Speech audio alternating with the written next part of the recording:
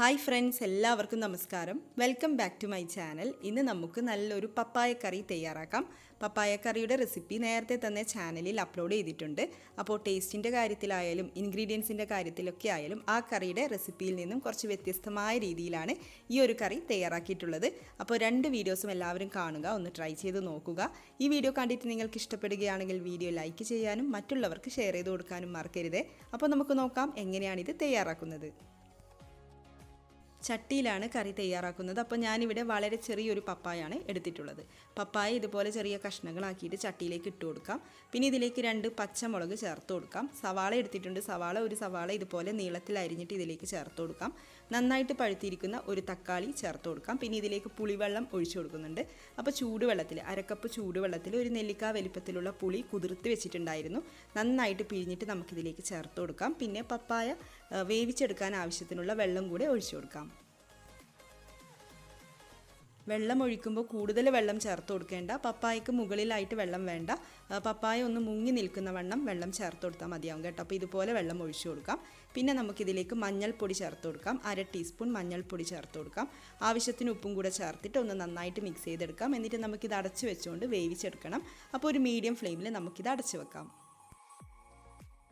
പപ്പായ വെന്ത് വരട്ടെ. അതിൻ്റെ ഇടയിൽ നമുക്ക് അരപ്പ് തയ്യാറാക്കിയെടുക്കാം. അതിന് വേണ്ടിയിട്ട് മിക്സിയുടെ ജാറിലേക്ക് 3/4 കപ്പ് തേങ്ങ ചിരവിയത് ചേർത്ത് കൊടുക്കുന്നുണ്ട്. പിന്നെ ഇതിലേക്ക് ഒരു 3-4 ചുവന്നുള്ളി ചേർക്കാം. കൂടുതൽ വേണ്ട, 3 അല്ലെങ്കിൽ ഒരു 4 ചുവന്നുള്ളിയൊക്കെ മതിയാവും. പിന്നെ 1 ടീസ്പൂൺ മല്ലിപ്പൊടി ചേർത്ത് കൊടുക്കുന്നുണ്ട്. അത് സ്കിപ്പ് ചെയ്യാൻ പാടില്ല കേട്ടോ. പിന്നെ ഇതിലേക്ക് നല്ല എരിവുള്ള മുളക് പൊടി ചേർത്ത് കൊടുക്കാം. 1 ടീസ്പൂൺ മുതൽ ഒരു 1.5 ടീസ്പൂൺ വരെയൊക്കെ മുളക് പൊടി ചേർത്ത് കൊടുക്കുന്നുണ്ട്. പിന്നെ 1/2 ടീസ്പൂൺ മഞ്ഞൾപ്പൊടി ചേർത്ത് കൊടുക്കാം. ആവശ്യത്തിന് വെള്ളം, കൂടുതൽ വേണ്ട, കുറച്ച് മാത്രം വെള്ളം ഒഴിച്ചിട്ട് ഒന്ന് നന്നായിട്ട് അരച്ചെടുത്തുകൊണ്ട് വരാം.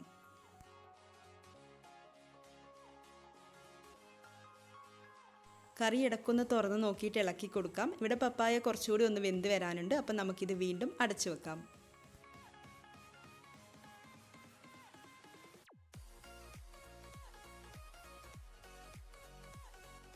പപ്പായ ഇപ്പോൾ ഇവിടെ നന്നായിട്ട് വെന്ത് വന്നിട്ടുണ്ട്. വെന്തടിഞ്ഞ് വരികയൊന്നും വേണ്ട, ഈ ഒരു പാകത്തിൽ മതിയാവും. ഇനി നമുക്കിതിലേക്ക് തേങ്ങ അരച്ചത് ചേർത്ത് കൊടുക്കാം. അരപ്പ് ചേർക്കുന്ന സമയത്ത് നന്നായി ഫ്ലെയിം കുറച്ച് വെച്ചുകൊണ്ട്, ലോ ഫ്ലെയിമിൽ വെച്ചുകൊണ്ട് വേണം ചേർത്ത് കൊടുക്കാൻ വേണ്ടിയിട്ട്. ഇനി നമുക്കിതൊന്ന് നന്നായിട്ട് മിക്സ് ചെയ്ത് കൊടുക്കാം.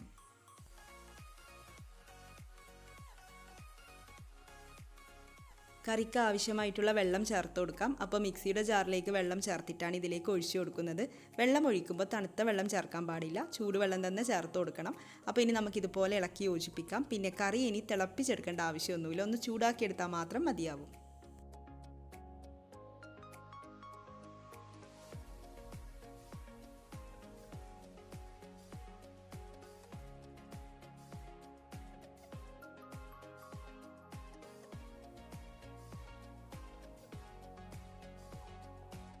കറി ചൂടായിട്ടുണ്ട്, മാത്രമല്ല ചെറുതായിട്ടൊന്ന് തിള വരുന്നുണ്ട്. ഇനി നമുക്ക് ഫ്ലെയിം ഓഫ് ചെയ്ത് കൊടുക്കാം. ഇതിലേക്ക് കടുക് വറുത്തിടാം.